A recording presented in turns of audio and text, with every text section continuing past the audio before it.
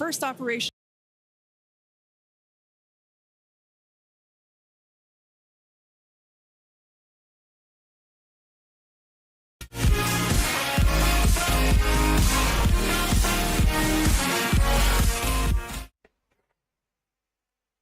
Welcome to the 6th launch of Starship. Welcome to 6th launch of Starship. My name is Ken, and we are about to watch Starship Flight 6 of SpaceX's Starship. I messed up my line, never mind.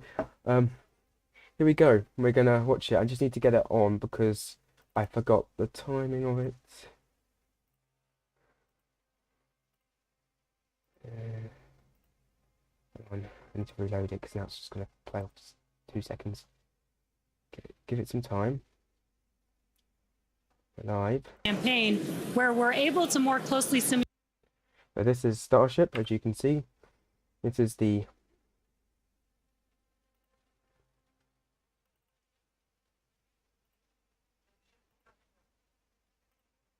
that says Starship now propellant loading. It is now on its final stages for propellant loading. You can see that all stages are being filled up with propellant.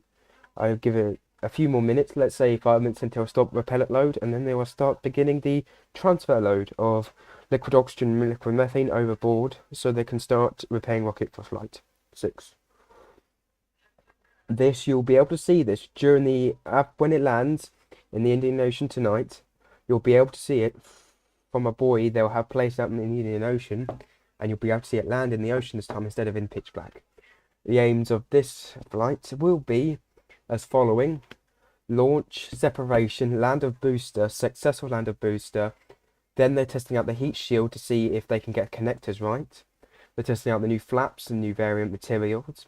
Then they need to land it in the water, and they're going to reignite a Raptor engine in space to see if they can get a full ignition. Those are the aims of today's flight. I hope you all enjoy this flight. This is coming off SpaceX's feed, not my feed, because I don't have a feed. But hope you enjoy this. This is a big one. For all you viewers out there now, you need to be aware that this launch is being done in the afternoon, and this evening it is being played everywhere.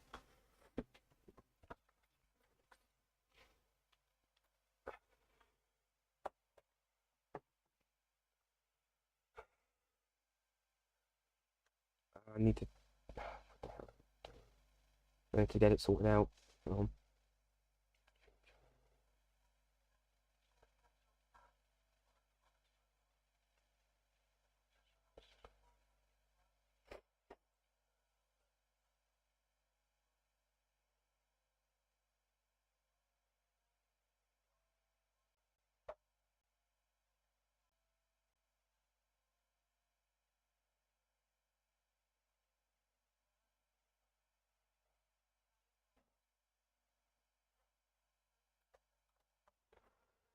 Alright, we're gonna now go into the volume controls and now activate. Excited to have an afternoon launch to have all the employees here. Exactly. Now, just as a reminder, that T-minus 40-second hold, if we opt to use it, everything is still potentially go for launch. So nothing to be worried about there. At that point, basically up until T-minus 40 seconds, all aborts are just holds. This would allow the team to wait for final checkouts to assess propellant levels, engines, avionics, vehicle pressurization, range, weather. Occasionally we've had shrimp boats lingering in the past, but that doesn't sound like that is the case today. Yeah, not today. No shrimp boats, which is great. Everything so far is looking good. We're getting really excited here, just a few minutes away. We're going to go back, send it over to Dan in Starbase. How's it going, Dan? It is still going great, just coming up on about 3.5 minutes away, so we should be done with our prop load on ship momentarily. Then about 30 seconds later, we'll close out on booster. Our flight control team on board, or in the building just behind me, not on board. Some of them might wish they were on board. Flight control team in the building behind me, they're going to have a lot of work to do right after we lift off. As we still have a lot of manual checks that happen on the tower prior to the flight director, who's going to be Tristan Pierce again today, giving a manual command to bring the booster back to the launch site. And the tower did just incredibly well on the last flight. We didn't lose any of our required my phone's redundancy gone flat. for a catch. Damn it. So we're hoping to see that again today. A lot of the team, really putting armor on the tower, making all of those things work, played a huge role in making that catch possible, and looking forward to hopefully seeing that happen again. You can see And the of inside course, of the sending our ship. first payload to Quite cool. space. You can see the banana. It's very tightly secured, but I assure you it does have some room to float around. So once we're in a zero gravity environment, we should see our first Starship zero there's 30 gravity seconds indicator until putting on launch. a little bit of a show. And that's looking right in. That's where we're going to Wow, have very nice Starlinks. news That's there. our PEZ deployer. So getting its ride to space. So coming up on about 2.5 minutes, we are closing out on all of our prop load. Just heard Right. that our fill drains are starting to close, so Oh, that that's means we're good. no longer going to be flowing propellant into the booster and the ship. We're going to do what's called pushbacks. So all of that propellant in the ground systems is going to get pushed back to the tanks, clear out everything around the pad right before we light those 33 engines and take off. Just quick reminder, you're going to see fire start at the bottom. You're going to see the deflector start at about 10 seconds before launch. Lots of water to help dissipate all that heat, all that sound. And then the engine starting up in 3 different groups. And then about a second after T0, we should see liftoff. About 2.5 minute and minutes into 30 the flight, a seconds. little bit longer, we'll see hot staging. And that's when we're going to be listening really close on those loops to see if we're going to be bringing the booster back for a catch today. Do always want to caution, it's never a guarantee. We've done this once. right. We'll see if we do it again. Hopefully We're they can only going to catch it do this it time. if the Again, booster be great. and the tower are looking really good before we attempt to bring it back here. But coming up on a minute, not tracking any holds on the board right now. So as long as we don't have any last second things, which do happen. There we go. All right, flight director just confirmed T-minus 1 minute.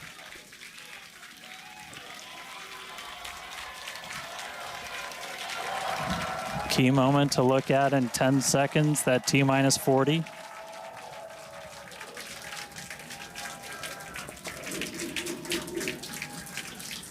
And we flew right through that. T minus 30 seconds. Flight directors go for launch. All right, we're now T-minus 20 seconds until liftoff of Starship Flight 6. This will mark our second Wow. attempt to Amazing. catch the Super Heavy booster at the launch tower, as well as 9, 8, 7, 6, 5, 4, 3, 2, 1. There we go. Please. Oh, it's starting now.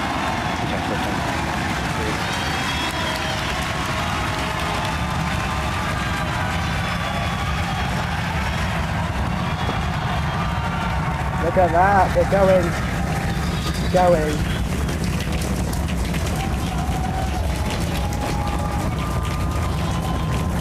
Vehicle is pitching downrange. Booster Raptor, chamber pressure nominal.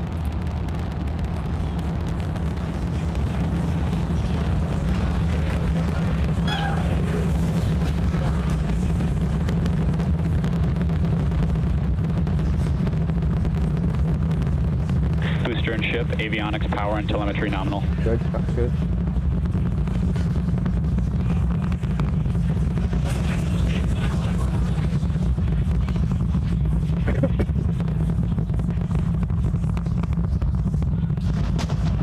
Vehicle all right, has we're reached There we just a go. little over a minute into maximum flight. dynamic pressure. We're about 6 miles good. away, so all the sound's still hitting us here. Hearing good call outs, that power telemetry nominal, that's flying up. straight and true. We do see all 33 Raptor engines lit up on telemetry screens.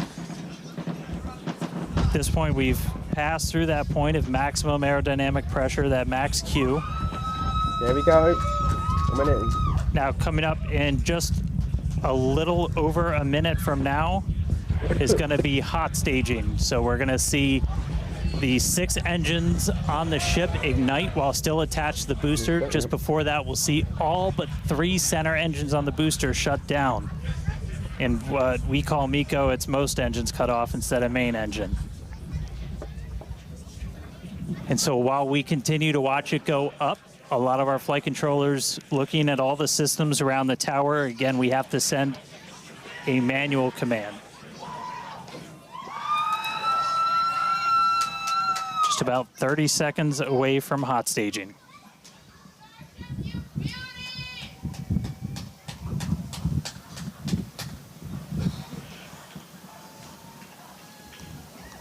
Look at it aerodynamically pulling through the air.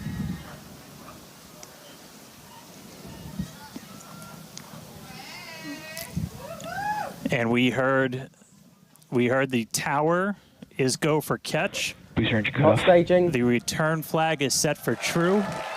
There you go. Hot staging has been confirmed. There we go. There we go. You can see the booster Stage mid-air separation. spinning around. All right, hot That's it, staging that's gone. confirmed. 6 out of 6 Go. lit on the ship. Booster boost back going. We heard that we are Whoa. go for catch. Kate, Jesse, take the views. Now Hopefully I go got a for catch. booster You can see it catch coming now. home real soon. Wow, Ooh, from the our second view time here, ever Dan, with a catch. great views of planet Earth behind that super heavy booster. Right now it is performing the Ship boost chamber back pressure burn. phenomenal. Good news there, telling us that the pressures inside the ship are good. That is the second stage, or the upper portion of the vehicle. Follow along with the telemetry on the bottom of your screen. Yeah, booster is currently, super heavy is currently in its boost back burn. at This boost that. back burn, Whoa. Avionics power and telemetry nominal. this boost back burn lasts just a little bit over a minute. So we've got a little, approximately 30 seconds There we left. go. We've had shutdown of that boost back burn. Up next will be hot stage jettison. The view from the camera on the left, or from the booster on the left-hand side of your Wow. screen, and then tracking Whoa. cam there on the right-hand side of your screen. We'll see those grid There's the hot fins, stage ring. Offshore There's the diver. hot stage ring coming out. and we can also Wow. see that the hot stage has been jettisoned. Yes, visual confirmation of that there on your screen, which is great. Now the next Starship is following a nominal trajectory. Good. The next step for booster Whoa. is going into that landing burn. Again, it'll light up 13 of those engines and then pare down to 3 engines right before booster catch. All right, now just real quick, we did hear the call out, booster offshore divert. Unfortunately, that means that we are no-go for the catch. No go for As catch? we said before, Oh, dear. both the tower and the vehicle, as well as the Oh. operators on console, have been actively evaluating the commit criteria for that return we to have the no go for watchtower. catch. And unfortunately, we did not have a pass on those commit Oh, dear. criteria. So we are no-go for tower Oh, catch. they couldn't catch the booster. And we did mention that we're constantly evaluating the criteria for catch. There's a lot of things that need to go well in order to line that up. Unfortunately, today we will forego booster catch today. But Yeah, that's what a you're bit seeing on your screen is ship currently making its way towards the Indian Ocean. Still looking good Oh, look so at it, far. still going though. Exactly. So views there of the booster on the left-hand side of your screen, Gonna views of the land in ship the on the scene next right-hand door side to of it. your screen.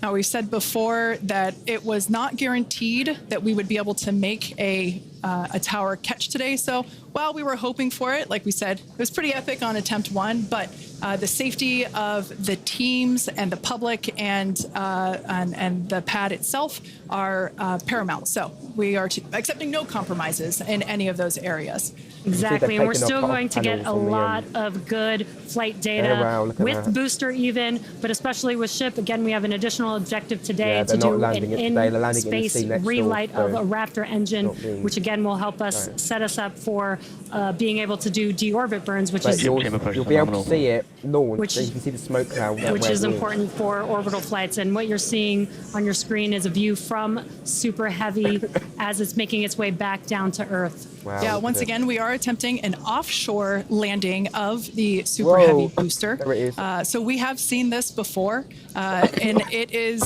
still very fun to watching it come down for a soft splashdown off the Gulf Coast of Texas. It's coming in. We can see it there re-entering. We saw earlier those grid fins. There are 4 hypersonic There you grid go. fins. Well, You can there we see go, the lots of landing engines. has begun on the Super Heavy booster.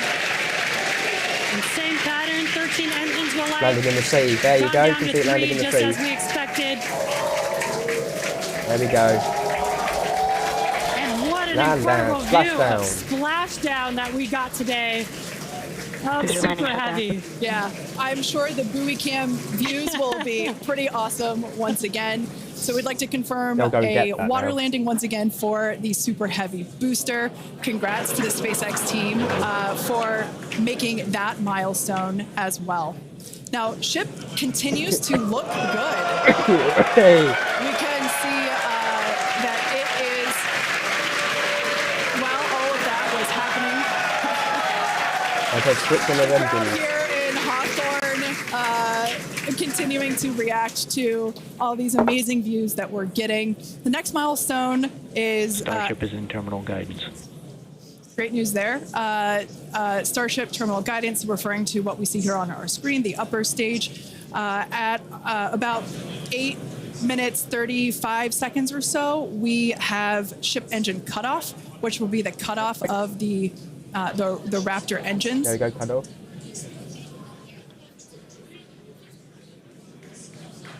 There you go, cut off.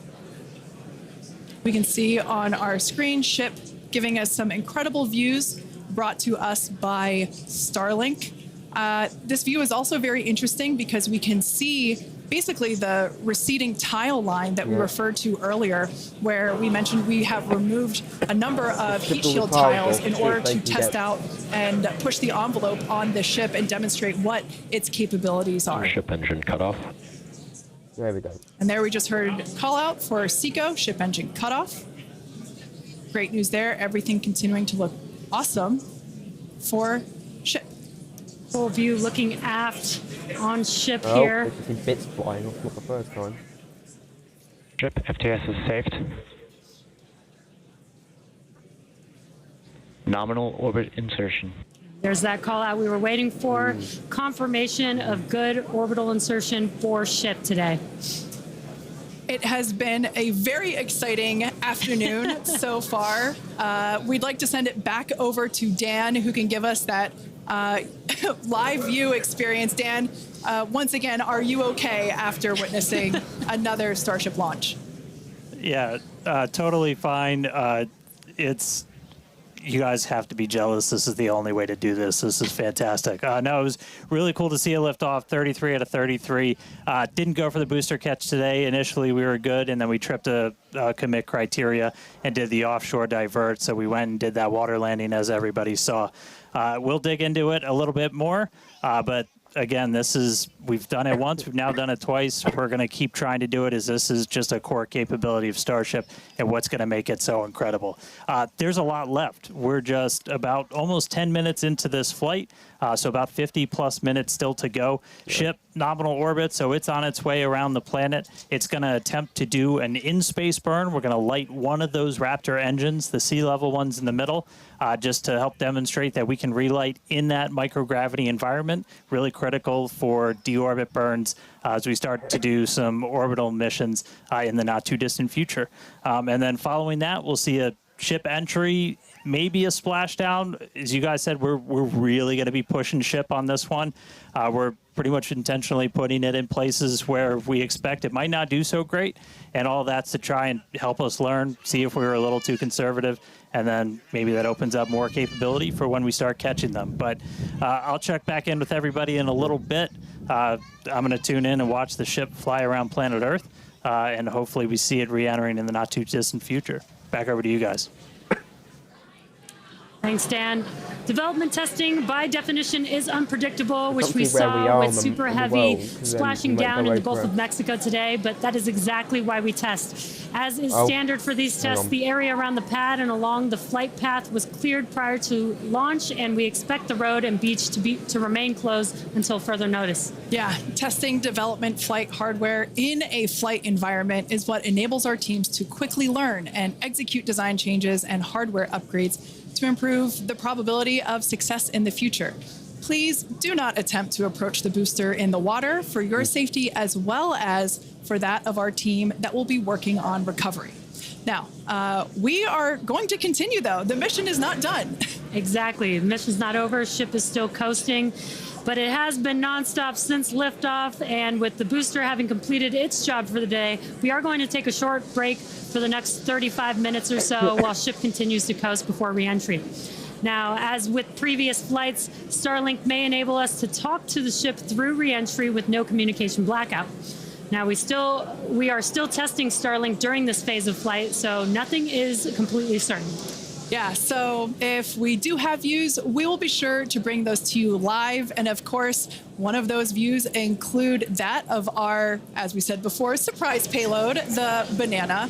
And we are looking forward to it. So we're going to come back in a few minutes, around T plus 35 minutes. Yeah, exactly. Views or no views, we'll see you back here at T plus 40 minutes for our coverage of Starship's re-entry, flip maneuver, landing burn, and hopefully see a splashdown.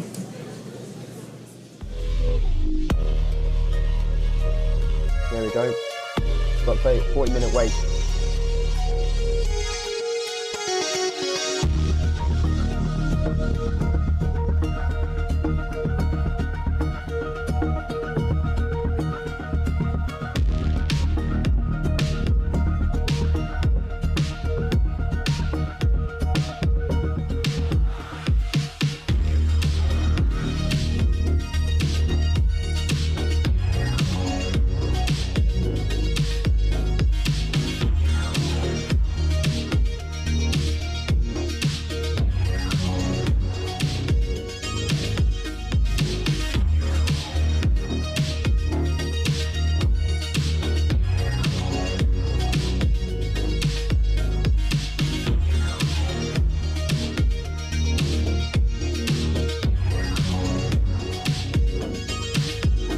This is what we have at the moment, right? This is version 1.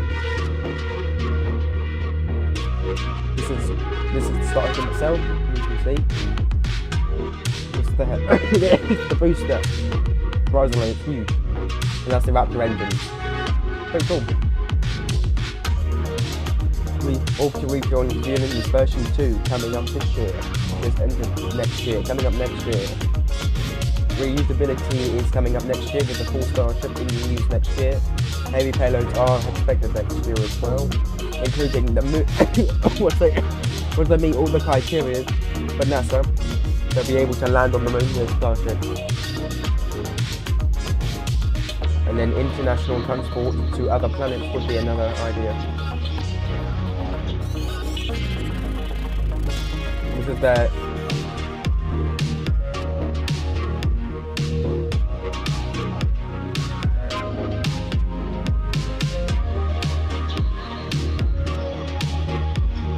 their trajectory is simple. As well, yes, that's what I want to, that's what it looks like in the future.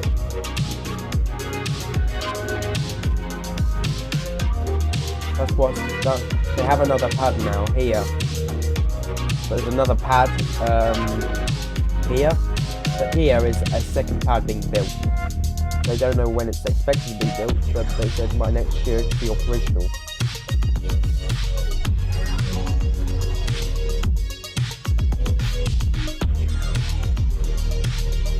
So yeah, that's how it goes at the moment. There's Starship and Starship, and they have different versions of Starship. Will be coming out in a few.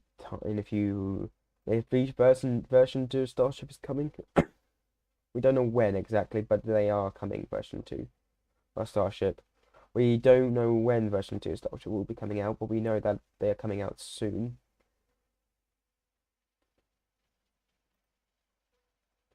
This is the update for the mission. First, this is for the new mission for this time. This is May. We need to look at the new one. They have a new. Okay, so this is their update for this time. This is their progress in Starship. This is their this is flight 6. This was the objective of the test.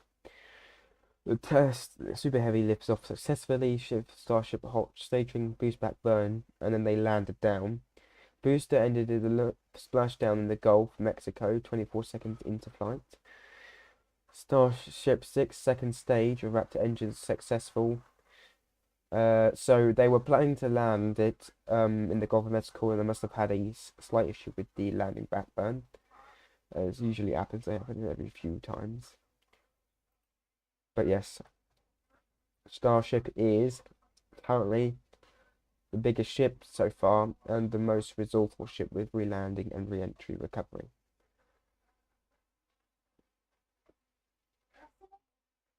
They don't seem to know when Starship, but this is Starship in general. Starship will be a fight to remember. Ah, fuck. My phone. Okay. So this is the overvision of base. This is base 2.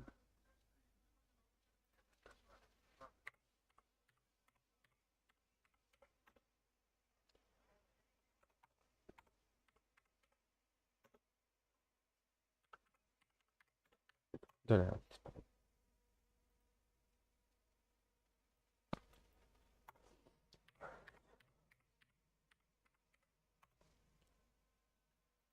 Yeah, a lot of users streaming it right now. Let's look at the Independent, see what what their live coverage is like.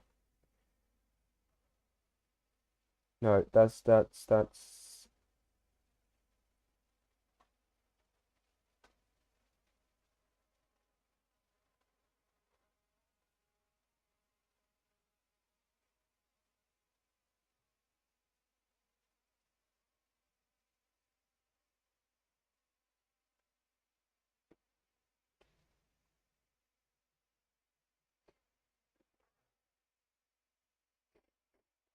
look for a picture of something. So yes, if I can find the picture, there is a second tower has just been built at Starbase. So this is what it would happen. No, I don't know. No.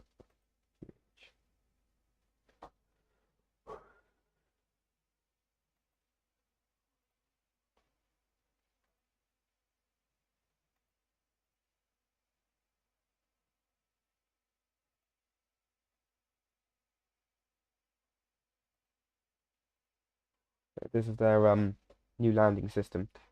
So the booster was supposed to land back down on the pad, but it looked like it landed on the water. So they flipped it, landed on water.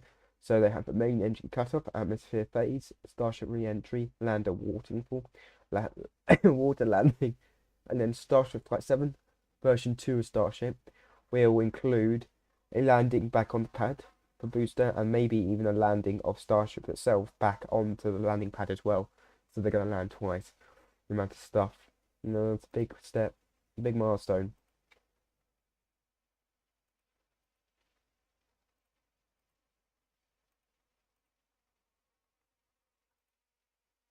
So that's the.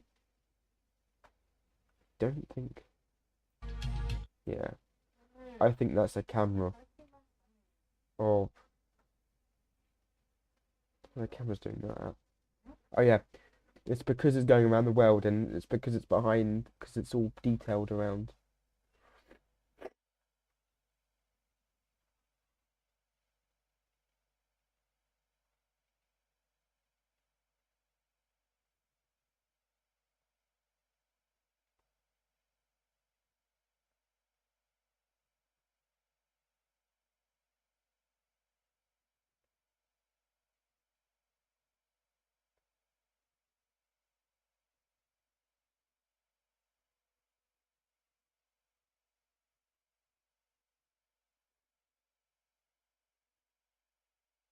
If it landed down on the. So there's a video. Ah, here we go. They're transporting a banana. They literally hung a banana up in the payload bay, and they're literally carrying a payload of a banana. There's spray painted on the side of the cap of the actual metal hull of a banana on the outside. There's a meme of it, but they've hung a banana up in the loading bay where Starlink ship satellites would be, but instead it's banana, just to test out the payload weights and areas they can prove on. It's a way of them determining what it would be like for actual cargo to be in the hull during space and during re-entry, including maybe even liftoff. Like an analysis, instead of just hung a banana up and, they're going to bounce on that. It's an amazing way of testing ships. Honestly, going through each stages would be amazing. Um, with re-entry, it's amazing. So I'm going to show you a clip, guys, of the booster landing. So this was this video is not today. I'm clearly saying this video is not from today. This video was from 3 months ago. No, actually 7 weeks ago, when they did the last launch, and they actually caught the booster on the chopsticks during the flight. Unfortunately, today they had some measures of health and safety requirements, and I reckon there was someone near the launch paddle. They had some maintenance crews out and they couldn't land it, unfortunately. So this was the first ever time. Last time they watched the booster land on the pad. So I'm going to show you the video now. Oh.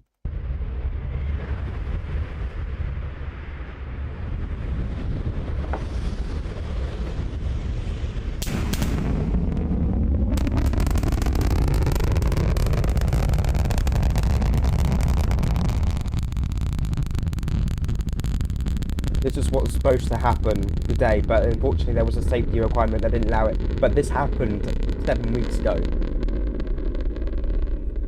Dude, that is amazing. That is the most amazing thing you'll ever get to see for Flight Starship. So this was posted. This is a video of what the actual thing should be doing. So this has no sound, but it launches from Starbase, as you can see. As it goes up, it should start angling at a, it was a 75-degree angle. Yep, 75 degrees. Then it will cut off, as you can see. Then the booster will have to do a directed burn back and try and jettison back to Starbase. Unfortunately, Heavy has landed in the water. As you can see, that didn't happen, so you ignore that, but that landed in water. Starship would travel around the Atlantic Ocean. Yeah, as you can see. It will go past South Africa, Madagascar, and then land in the Indian Ocean on re-entry. Yep, re-entry, as you can see. And then it will land in the Indian Ocean, upwards, fully upright, and it will go down, and it will fully upright stand, and that's the end of Starship. Next time there will be a bit more developed into this launch. Unfortunately, that hasn't happened yet. What will happen? Yeah, I've got a Christmas jumper on if you're distracted. But it's oh, yep, forgot that. We'll keep playing. So yeah, this is what they are. So Starship is and you can see that they are in payload doors right now. There is a video of so these are the pictures. You can see they're amazing pictures. I love to have need to get a picture eventually one day. I love this picture. This particular picture I love. You've got the sunset in the background. You've got Starship main factory. You've got 2 Starship bays where they actually build this thing. They got Starship Enterprise for the new version of Starship coming out next. There's different stages of Starship. I wish I could get pictures of the second stage of Starship, but I don't think I can right now. But this is an amazing shot. Those 2 pins up there are loading dock pins. They get taken off for. So these things that are missing, they're actually to test out the purity of the metal and see how much heat it can enjoy during re-entry. But it's Donald Trump, by the way, is supporting this. But he said Starship won't survive. But yeah, this is their factory. I'm not going to turn the sound, but actually, yeah, let's do the sound, because this is their actual opening of. So this is where they make Starship, build Starship, launch Starship, and make it successful. Now, as you can see in the background, the launch tower 2. So they've recently filmed this. So the second tower is being built for Starship, but instead of having a, so they have a how it works is when they launch a ship, they have to have some water under the pad, like they usually in NASA, and they have water to injecting the flames outwards. Fortunately, when they did the first launch, concrete, they actually blew the pad out, so all the concrete went outwards, and destroyed a lot of stuff, cameras, and so they built a water system, a deluge system, and in the middle there's a huge sprayer, and it sprays out tons of water. Fortunately, it's not very effective. They found out recently. So they're going to build a water trench like NASA does, and many other space compounds have a water trench that sprays out water at one side, water just goes out, simple as. So water will be going out at a quite a good rate, and flames will be ejected and make sure nothing gets damaged. So that's why Flight 2 Tower will be built with that, and they are trying to rebuild reusable launch stands. They are trying to do. I don't think they have got around to doing it, but they have. This is a recently new factory. Recently new, literally. I watch updates every week, and that factory was built when I was watching it. There's a car park there. That was there. There was This didn't used to be here. It used to be tents. It used to be actual tents all around the complex, building each section. Now they have 2, 3 mega bay. They're called mega bays because they're really high and they can build boosters. Starship gets made in these. That's an office there being built. And then, yeah, that's Starship. They have a huge road. They transport all the ships out and literally go down this road and go around and into Starship. It's amazing. It's an amazing thing to see. We are not going to play too much sound because I reckon it's going to be copyright free. Here we go. Verify ready for launch. FTS. FTS go. Gateway to Mars. Go. AVI. AVI's go. GNC. So that. 10, 9. Hang on. Go back. So this ship here is a very big. It's Dragon X or Dragons, whatever you call it. Dragon X. There's a Dragon Term X. There's a Dragon X rocket. Whatever you call it, it's Dragon X. This ship delivers astronauts to the space station back by SpaceX, by NASA. So NASA has partnered up with SpaceX to deliver an astronauts back because their boosters land. They actually land. They physically come back down and they land on a pad on ground. So it's a reusable booster. So that booster's probably been used like 12 times. Yeah, that's a lot. And recently there was a study, and they have landed, and this is a big number, 142 boosters in the last 3 years. That is a big thing to put out because that means they can reuse it, and tons of money has been saved because of this. So they're new. They have new astronaut wear. They've got new skins. This launch pad is actually kind of different. Let's say this launch pad has a few more different similarities to NASA's launch pads. Basically, this is not a Santo. The Santo site is another building site. They call it a Santo site because it's the first site they built. But this is called 38 pad B or something. There's there a few B's and C's in different pads. I don't know why. Don't ask me. But they're actually, as well as a fun fact here, this line here you can't see, but I can just see on my screen, or you might be able to see it, is an actual ejection line. So if in case there's a fire, there's a tunnel that will go down, they'll slide down, and they can slide down the tower from fire.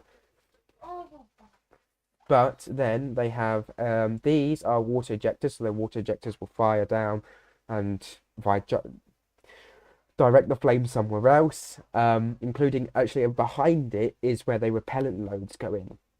And behind it, instead of it flipping outward sideways like in the moon missions they had, it will actually pull out sideways, so it will go down like that, and it can launch, and then they can just close it back in, put another rocket in, and launch it. So this ship is directly useful at the moment for International Space Station hardware. There's another launch pad somewhere else that launches starships. So they have they have 4 launch pads right now. The other 2 that are the 5 launch pads. The other 2, 4 and 5, are being built to use Starship, but they haven't been built yet physically because they have to test out Starship, make sure it's ready for launch for people, and then they can start building on it. But they have bought 2 new launch pads to Starship hold, but they haven't got everything sorted. So they're literally building. The only 2 launch pads they're building is for only testing. There is nothing else. They're regulations. Regulations are put all the way around with different sort of regulations. There's a lot of regulations. I can't go through all of them, unfortunately. Wish I could, but I can't. 10, 9, 8. So, let's go back quickly. This is the first. Yeah, this is the first ever launch. So these tanks here you won't see anymore. When they first ever launched this Starship, the concrete all around the pad went outwards and dented all the tanks. So some of the tanks would not be able to use, otherwise they explode. Thankfully nothing exploded, but they nearly had and their pad was destroyed. I mean, you could see the rebar out the ground. That's how bad it was. The rebar, and half the concrete was along the coast, and the concrete was in trucks, in cameras. It was a lot of damage. SpaceX had to apologize to all the people that went out there and put cameras out there. So that was a great time. 8, 7, 6, Ha ha ha! Here we go. Here's the fun part. This is another launch site they have. This launch site is directly used only for Starlink satellites. It's not used for anything else. NASA does use this recently. This is Falcon X. They use it for initially. So they actually have 3 boosters. 2 boosters will go upwards to about until it gets to just off the tip of re-entry, and then they will inject, and they will go off, and then this other booster will actually take some time to come off, and it will come back down, and it will land. There's literally how they built the landing. They don't land on those pads. They land on concrete pads, so they have circle pads all around, dotted, and they can just land. And they land 3 automatically to have all of them landed. That was amazing. Like, that's an amazing achievement. And you see they built a flame trench as well. That's the perfect thing. This is supposed to be built for Starship, but you can see that they haven't. They've decided not to do that because of how tall it is. At the moment, they're not going to bother with Starship yet, being built on any pads like this, just for the future at the moment. 5, So yeah, these they've actually upgraded the suits recently. The new suits have been upgraded with so you know, in like you see films and you can see your oxygen, your time, the list of stuff. Now in their suits they've been upgraded with screens so they can reflect on the glass of what's happening. It's pretty cool. It's amazing. It's an amazing design. They've been building extra stuff into the masks and into the oxygen in your suits.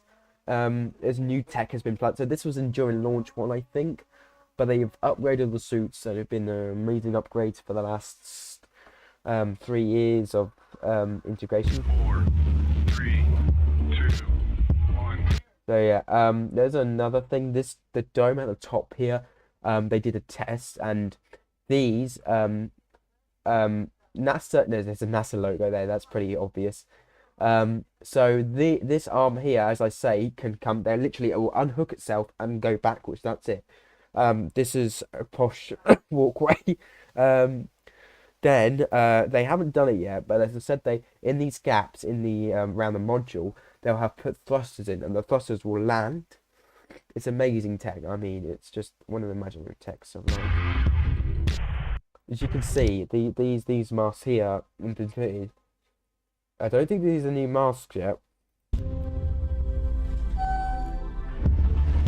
Okay, so the launches are a little bit different. So that launch is a Falcon launch or Starlink launch. That's a Starship launch. No, I've just missed that. Crap. Yeah, that is that you can see the arm swinging back. That's how it will disconnect off. With temporary stuff. These are actually valve ejectors. So in case of a fuel leak, they will valve eject. As well, this can actually pop off. So in case there's a fire or explosion, this ejects. These both eject outwards. That flies upwards. That dome opens and the parachutes come out.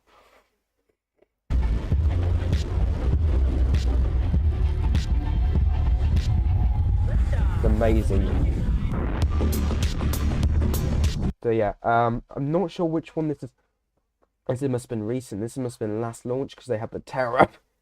The tower is a little bit different because they haven't got the chopsticks implied, and they haven't got chopsticks are the 2 opened arms. They're called chopsticks because they look like chopsticks. And then they have the arm in general to load the fuel, and then they have the push out arm underneath. But when the rocket goes, there's an actual arm, so it loads the fuel.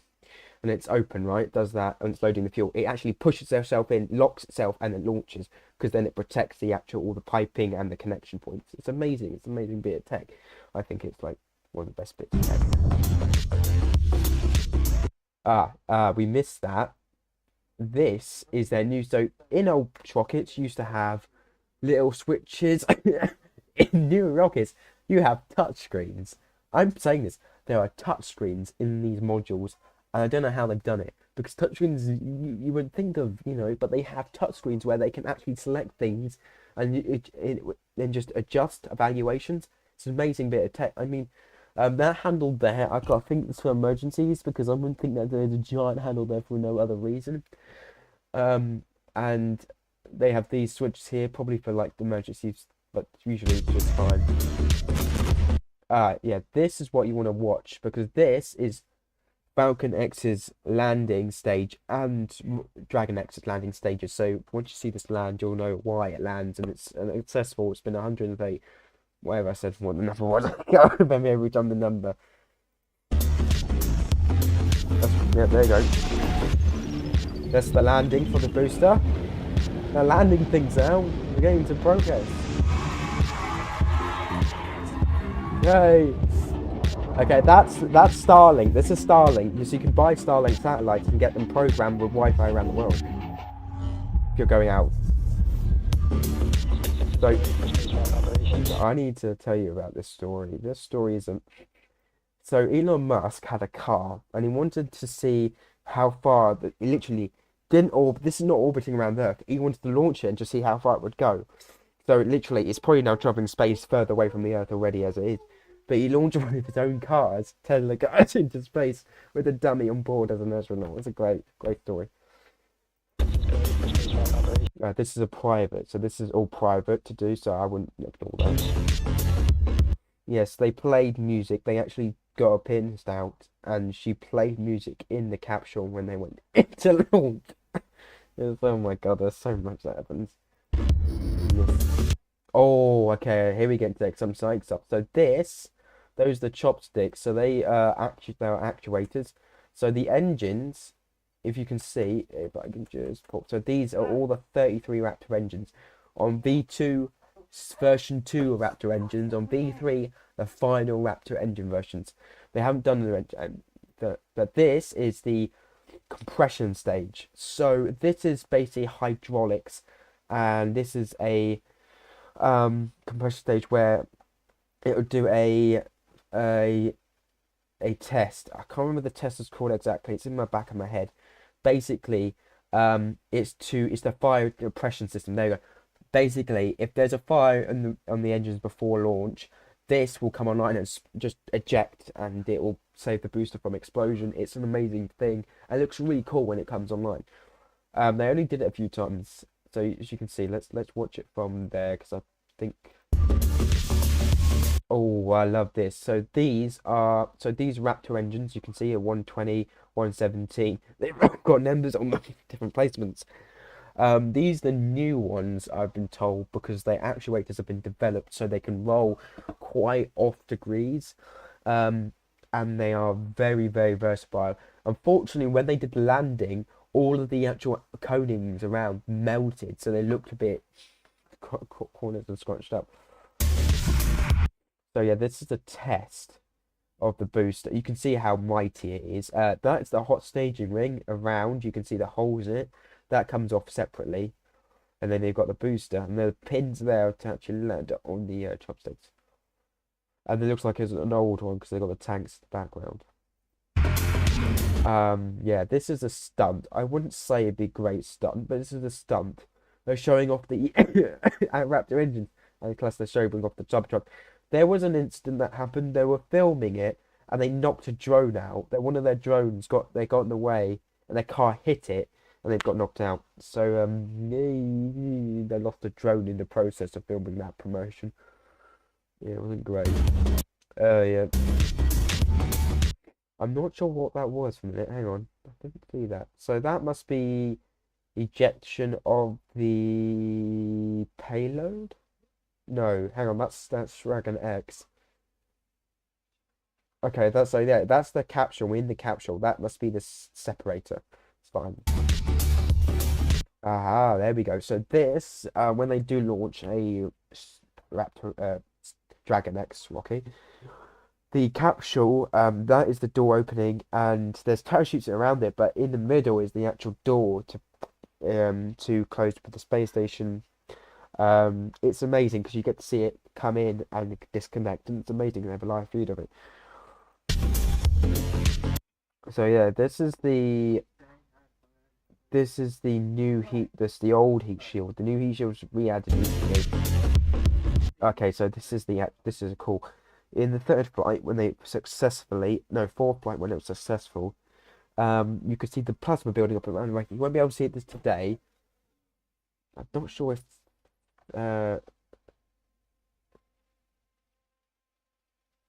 okay, it's 24 minutes, means we still got a bit of time to look for a bit more.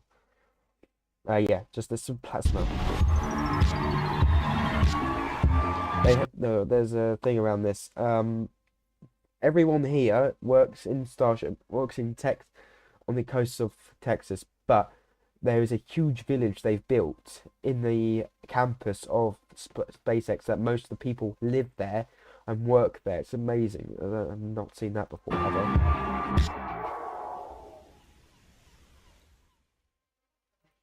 All stations verify. So I don't think I've got any pictures of. Okay, so this I think was a landing.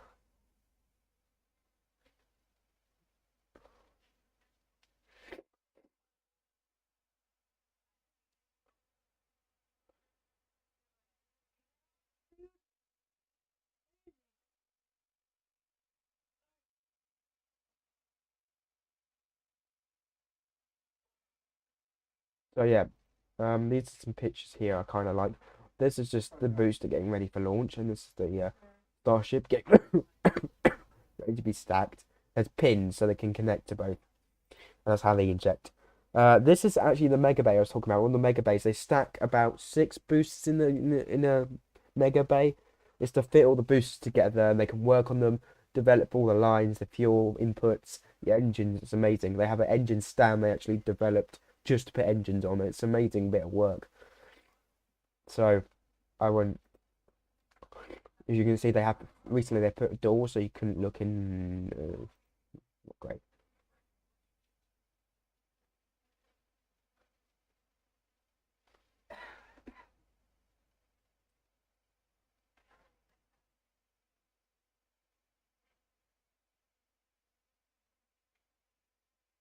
I wonder if I can. What's it called? Starship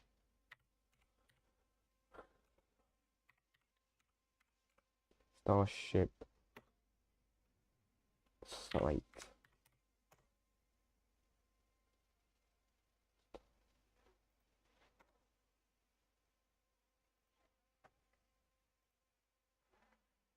So, okay, this is the first ever launch they did, right? Look what it did to the pad. You can see the rebar, and it's ripped everything apart, punctured all of the things. It was bad. The amount of damage it did to the first ever launch, it wrecked the entire pad. I'm coughing because I've got a cold. If you didn't know why it's. This is their fixing of it. You can see how they water. But yeah, the first ever launch wrecked the pad. I don't mean it said it wrecked, but it's bad. When they wreck a pad, it's not great to see. So yeah, this was the aerial footage. They were fixing it all up. You can see they were fixing all the actuators, fire suppression systems, pins to hold in the rocket. These are the pins that actually hold in the rocket to keep it in place. So yeah, this is actually on the Starship today. That is the actual what they sprayed on it. As a banana reference, that's what they sprayed on the ship, on the flap. You might get to see it during its descent. I'm keeping an eye on the stream actually.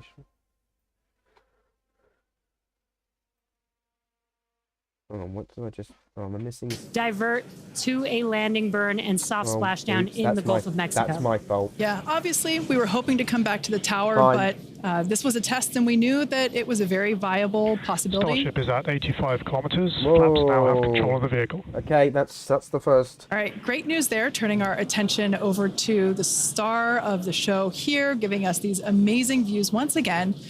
We heard the call out there telling us that the Starship vehicle is now 83 kilometers above, coming up around T plus, Wow, well, look at now that. actually. The ship, as you can That's see, is plasma beginning to right there. re-enter the Earth's atmosphere. As a reminder, one of the main goals of today's flight test is for the ship to make it through the extreme heat of re-entry and to do so in Oh, all a controlled cameras. manner.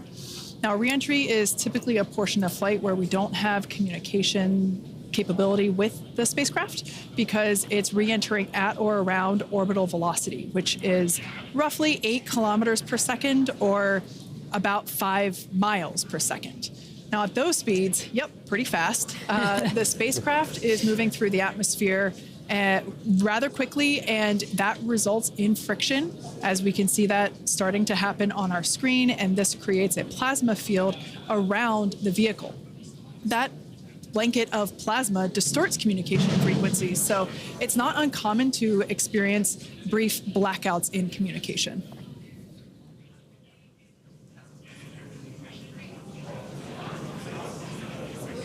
Starship is approaching the peak heating phase of entry. Whoa, there we go. And we just heard we're getting into the peak heating phase. We're getting these views courtesy of Starlink. We've got 4 different terminals on the ship itself.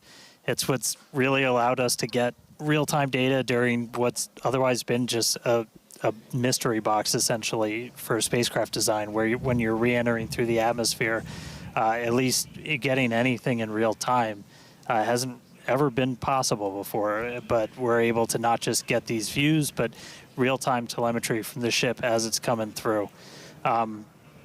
Do really want to stress that we are really pushing the ship today. The heat shield is not in the same configuration as it was last flight, where we had a team of ship techs do just an otherworldly task, replacing the entire heat shield, thousands of tiles, installing a backup ablative, and that pretty much set us up to do a pinpoint landing on Flight 5. We did not do that with this one.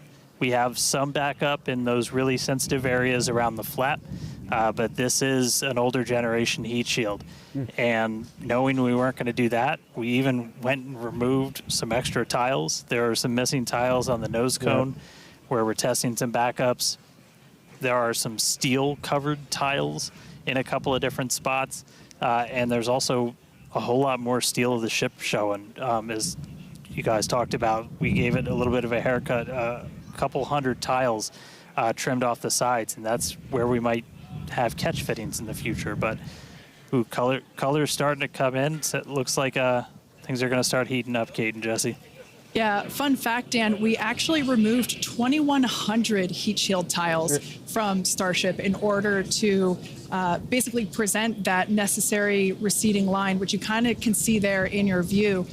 Think back to previous flights. The heat shield line came up further on the vehicle, and just like Dan said, we want to test the vehicle beyond what we think it is capable of carrying based on our simulations and calculations.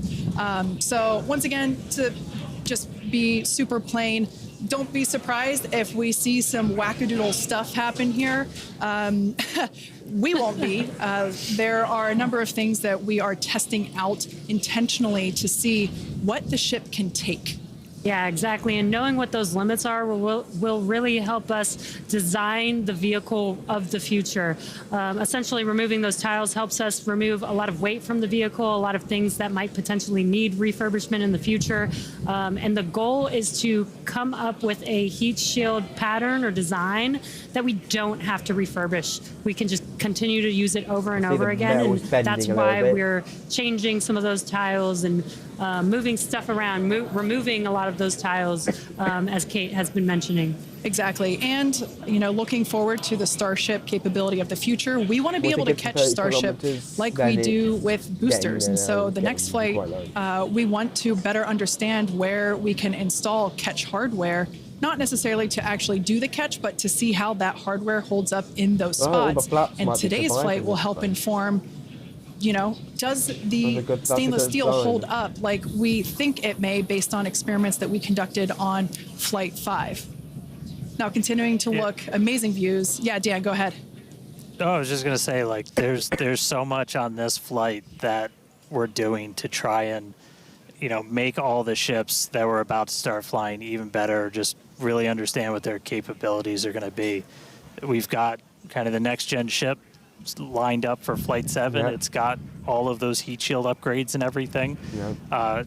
And one of the things that we're going to be doing that's most interesting, and one of the reasons we wanted daylight, is we're going to be flying pretty aggressively as ship comes in. We're going to be kind of nose down, and we've done it in wind tunnels. We've done it in simulations. You might see the flaps really wind down flapping itself, around, then trying to fly control the vehicle. and land We're somehow. betting we might have a little bit more capability than we think in just the analysis, but always a chance that bet doesn't pay off. But that just helps us know, like, what are our Starship limits. is now halfway through the peak heating phase of entry. Sweet. Halfway there. Halfway home, guys.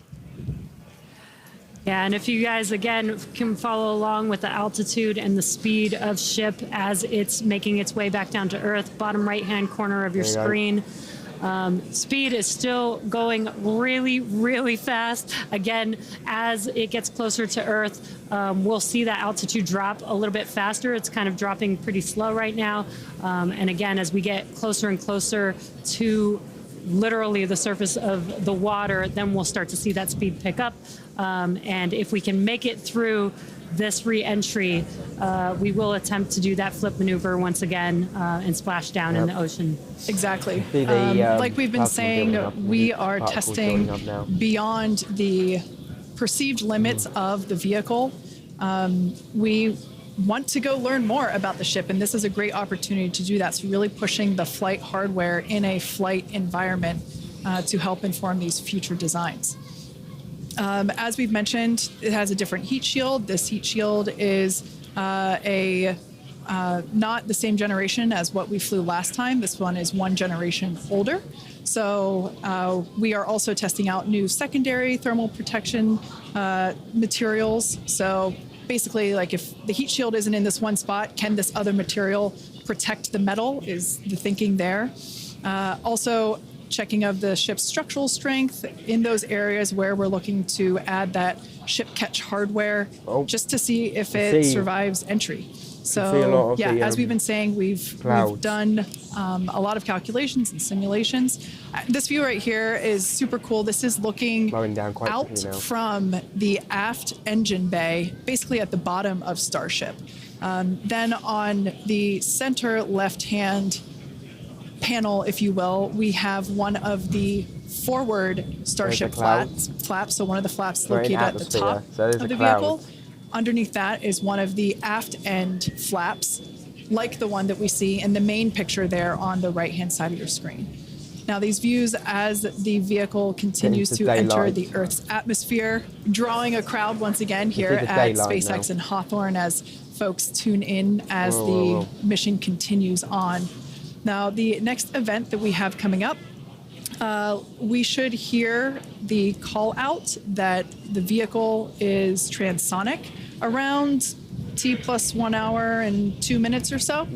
That means that the vehicle is traveling near the speed of sound. We say near the speed of sound because there are certain parts of the vehicle where airflow is going faster and other parts where it's going slower. So it kind of teeters there on the brink of the speed of sound. So once we have equal flow on all parts, then we'll hear it's subsonic. Yeah, and And almost real quick, almost a reverse of. I'm sorry, Jesse. Almost a reverse of before. We see the Earth starting to come into view. We've got sunrise there, over the Indian Ocean. So this is going to look different from any of the re-entries we've had before, and it was specifically so like we get as much daylight as possible to see how ship does this. Yeah. Over to you, Jesse. Sorry about that. Dan, great minds think alike. That's exactly what I was going to point out, is that we're getting a lot clearer view of the Earth in the background with the different temperatures that we're seeing, with the different colors of that plasma around the ship, which is really, really cool to see. Again, we are pushing the limits of ship today, but so far everything is looking pretty nominal. We'll see how the next few minutes goes. Yeah. Like we've said before, don't be surprised if this is not entirely smooth sailing all the way down to the ocean's surface. Similar to Flight 5, we are targeting the same splashdown location in the Indian Ocean, but we are not expecting to recover the vehicle. Right, and we were getting some glimpses of the flaps. The flaps so far are looking pretty good. We're not seeing any burn through. There's those flaps again in that hinge area, which is our most concerning area there. That's great news for us for now. Again, the next few minutes could change as we continuously push those limits. Yeah, once we slow down a little bit, once we're subsonic essentially, so I think that's about 1,200 kilometers an hour. Once we're down below that, that's when we're going to kind of dip our nose down and get that more aggressive angle of attack. Normally, we're just belly flop right into the water, pretty much, that position. But if we're going to be able to do return to launch sites, we're going to want to be able to fly with a little bit more of an angle of attack, get you a little bit more range as you're coming through. And so this will be just a test to see quite how far can we push it. And obviously we're going to do these kind of tests way out here in super remote areas before you ever try to bring a ship back to a place like Starbase. Starship remains on a good entry trajectory. External temperatures are coming down. Good.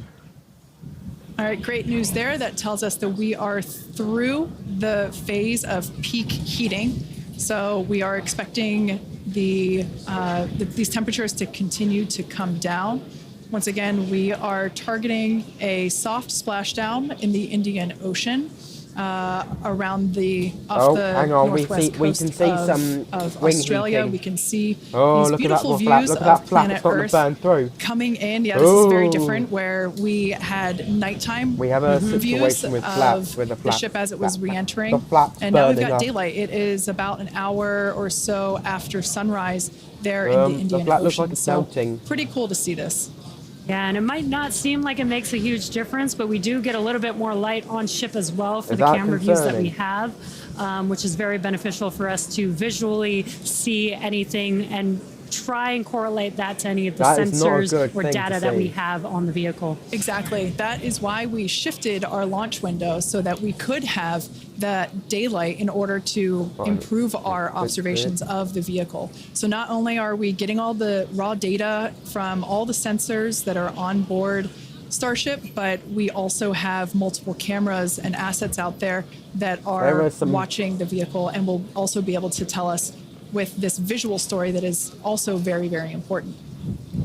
And as we get down a little bit lower, the Raptor engines are in their chill phase right now, so just essentially getting them primed to turn on. We're going to use those 3 center engines to do a landing flip and then a landing burn. So we'll come down kind of in that slightly pointed down belly flop and then fire off those engines to flip us around and then do that final landing burn. That should be coming up in just a little over, just under 5 minutes from now.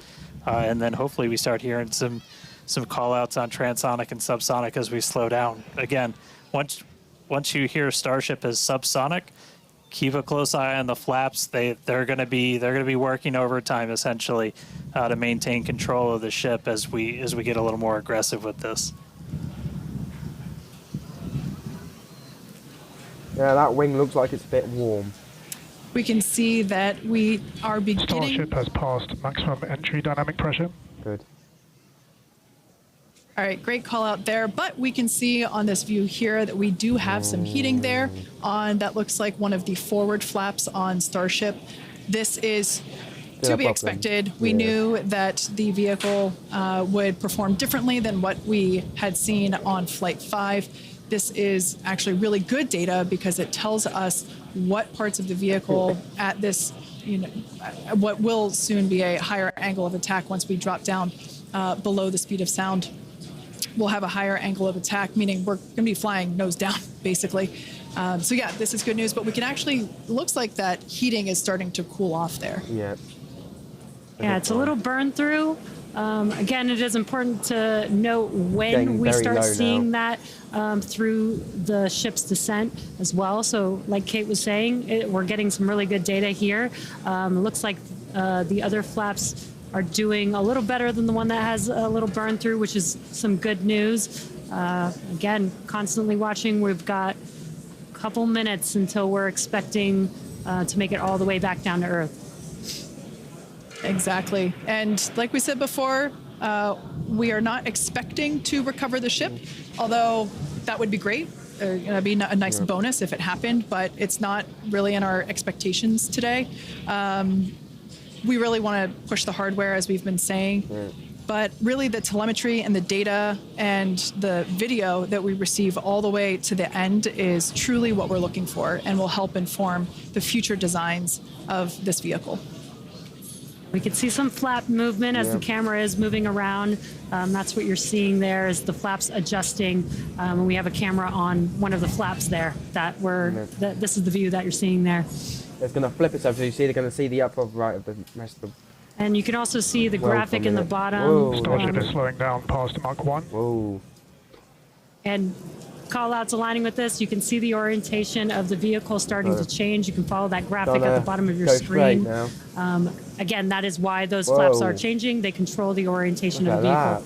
That's amazing. Yeah, there are four. This is. Go ahead, Starship Dan. has started the subsonic belly flop, remains on a good trajectory.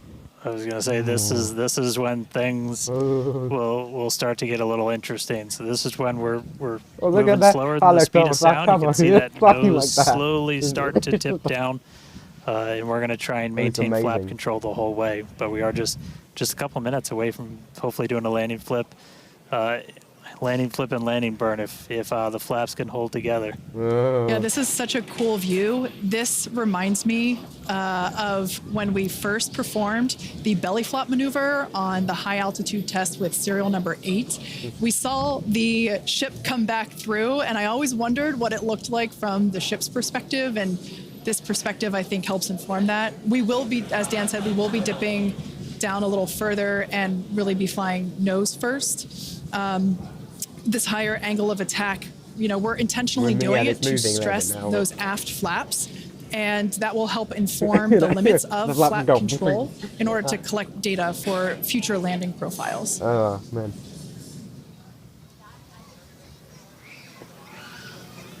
I mean, we're looking good so far. We've just got good. about 5 kilometers in altitude to go.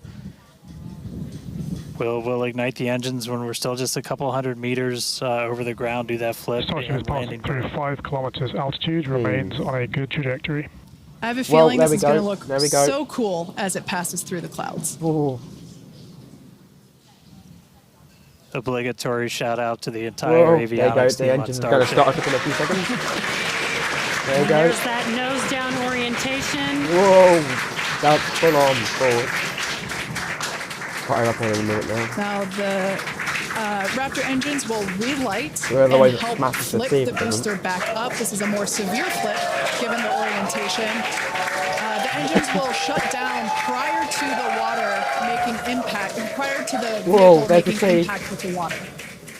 Our ship is doing great so far. Whoa, there we go. Engines are on. Whoa, that was There's a engines huge, that was a relighting. huge flip. What a great Yay. reorientation by Starship. Oh, there it is. Wow. Whoa. 3 down to 2 Jeez. into the water. That's amazing. Oh. That's what landing. And we have ship splashed down Jeez. in the Indian Ocean. Look at that. Awesome buoy cam action here. Daylight our buoy. views. There's the booster. Incredible. We really They're pushed killing the limits on booster ship now. and it made it They have all to the kill- way they back have to down to kill it. Earth. I am Thinking it. shocked, to be honest. I think many folks are. The fact that it survived all the way through while flying a lesser gen heat shield is just it's absolutely bananas. I want that incredible. I want that t-shirt. Turns out the vehicle had more capability than our calculations predicted, and that is why we test like we fly. Exactly why we do that, and those views were absolutely If they can find incredible out to what watch. happens to bananas, Because of it's great. Starlink, we were able to get the views all the way down, as well as the buoys, seeing ship touchdown in daylight. That's a So basic cool, so achievement. cool. Now we want It's to, just test done. unfortunately, wrap up the show. Yeah, exactly. We'll say congratulations to our teammates at SpaceX and to everyone who supported the Starship program. Well, now, look, And everyone's thank having you to come out the room all and of go our to future work, so they have customers to for go your straight support. to work again. We'd and also like to fixing it. thank the people of Next Cameron week. County, Texas, as well as the Coast Guard, the Federal Aviation Administration, Yeah. the Government of Mexico, and the Australian Space Agency. Yeah, they have to let's say thank you. Be Cut sure the to stream. Cut the stream. They haven't cut the stream, have they? They're waiting to cut the stream. Hey guys, I could take it from here. That was just incredible to see that splashdown. Yeah, As you said, thanks to everybody that took just have such to- a huge just have part to in this. cut. Everybody here at Starbase that's worked on this program, just really pouring your lives into it. Great Behind to see you, another that booster lift off. We'll catch it the big next time. cloud Great to see might ship in the be- water. Oh no, that's 10. New version of ship Never coming mind. soon, so a lot more exciting launches coming up real soon here from Starbase. But I'll send us out this time. We'll see you guys next time. Awesome. Thanks, Dan. Be sure to follow SpaceX on X for updates and more exciting views that we weren't able to feature on today's broadcast. I'm sure there will be bet plenty of there'll those. be, Now, thanks to all of you for tuning in, and we'll see you next time. That's it. End of stream. So that was the end of Starship. Successful launch. Booster, I took successful splashdown, and they've tested all the wear and tears of the ship. The flap was okay, so we give it thumbs up.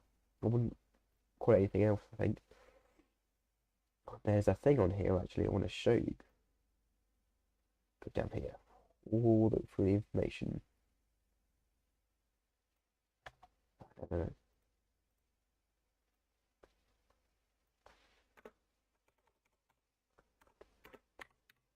There is a game. Docking simulator. Hang on. I saw something there. What does it mean it's blocked?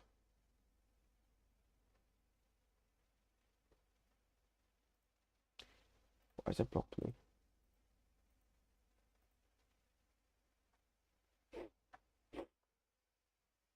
Why has it blocked me? Launch the orbit, catch heavy booster, don't run out of fuel, avoid the aliens, yeah. Why is it?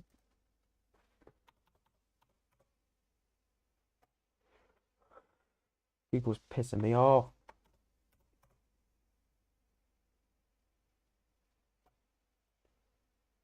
Don't think it likes me.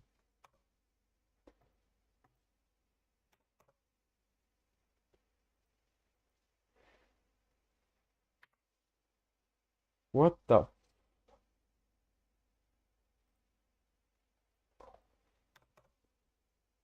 Oh, Jesus Christ. Alright.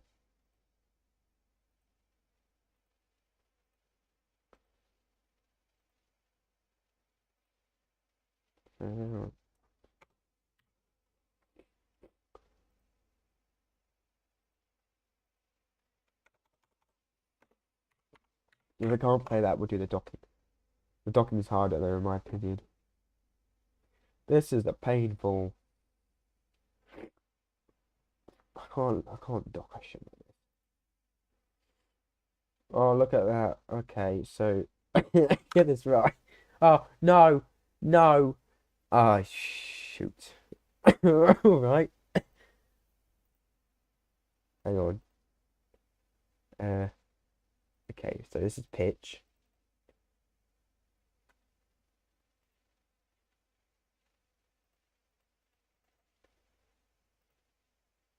And we want to rotate.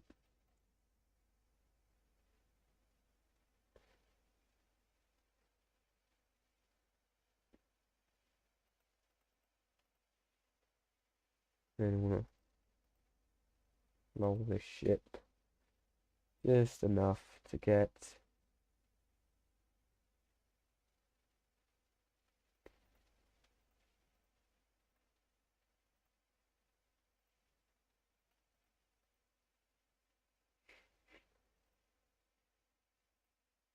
okay.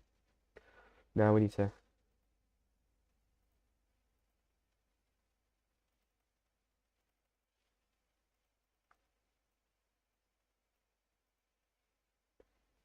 perfect.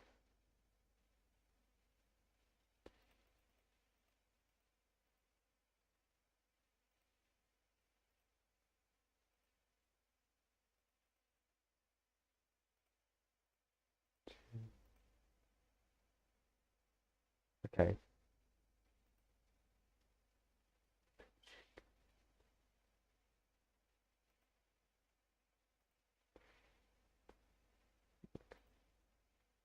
We're moving now.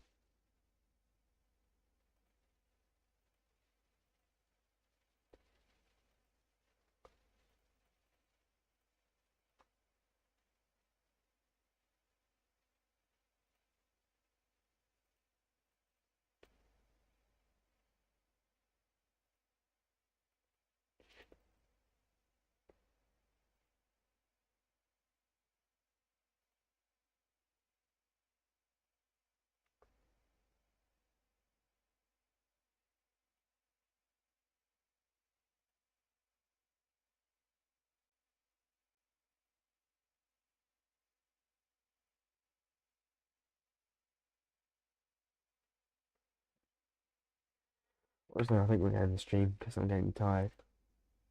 Hope you enjoyed this live stream. See you all very soon. Stay safe, keep playing, or doing what you want to do. I'll see you next time.